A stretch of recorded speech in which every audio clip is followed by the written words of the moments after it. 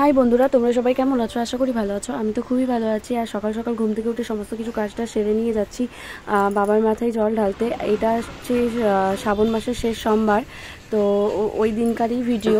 তো ভয়েসটা আমি এখন আজকে দিচ্ছি।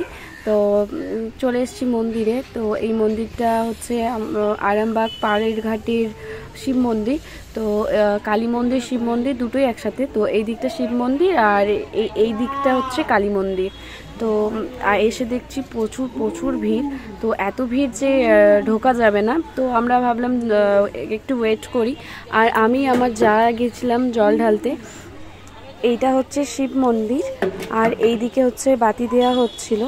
আর আমি আর দিদিভাই ওয়েট করছিলাম যে একটু ভিড়টা কমলে তারপর জলটা ঢালবো।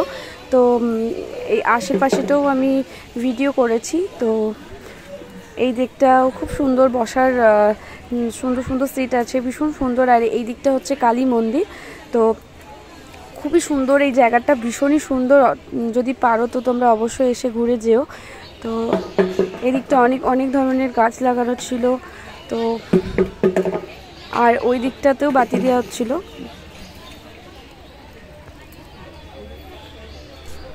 আর এই দিকটাতেও বাতি দেওয়া হচ্ছিল। আর এটা হচ্ছে কালী মন্দির। তো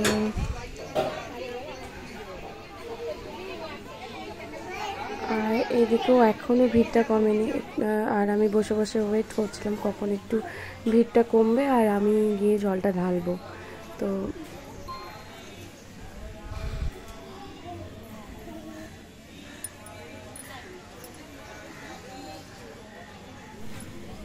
তারপর দেখলাম এখানে একটা বর বউ এসেছে।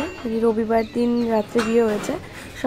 সোমবার মানে শ্রাবণ মাসের শেষ সোমবার দিন সকালবেলা প্রণাম করতে এসেছিল। তো ভাবলাম আমি একটু ভিডিওটা করে নিই, তো তোমাদের সাথে শেয়ার করব। তো তারপর শেষমেশ সময়টা এলো জল ঢালার। বাবার মাথায় এখনও জলটা ঢালিনি।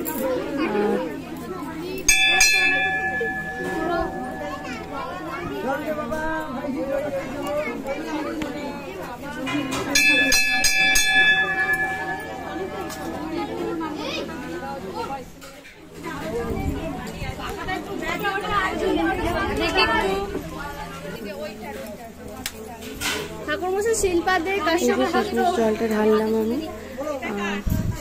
প্রচুর প্রচুর প্রচুর ভিড় ছিল, এত পরিমাণ ভিড় ছিল যে দাঁড়ানো যাচ্ছিল না।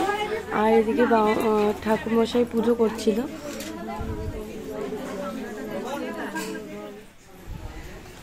তারপর জল টল ঢেলে এসে একটু কালী মায়েরও ভিডিও করলাম। এটা হচ্ছে পাড়ের ঘাটের কালীমা। তো আজকের মতন বাই, দেখা হবে নতুন একটা ভিডিওর সাথে। আর ভালো লাগলে অবশ্যই চ্যানেলটা সাবস্ক্রাইব করে আবার পাশে থেকো।